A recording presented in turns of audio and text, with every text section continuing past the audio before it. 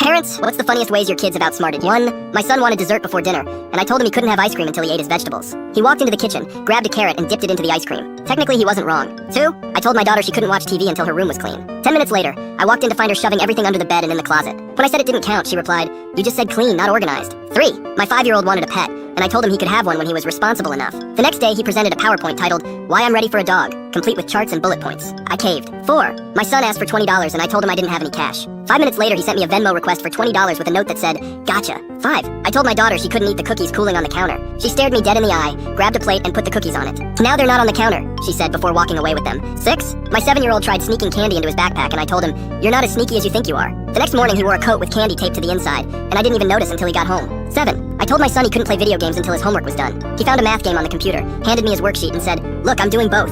8. My 4-year-old refused to eat broccoli, so I told her it would make her grow up big and strong. She immediately asked, "Then why don't you eat it, Dad?" 9. My daughter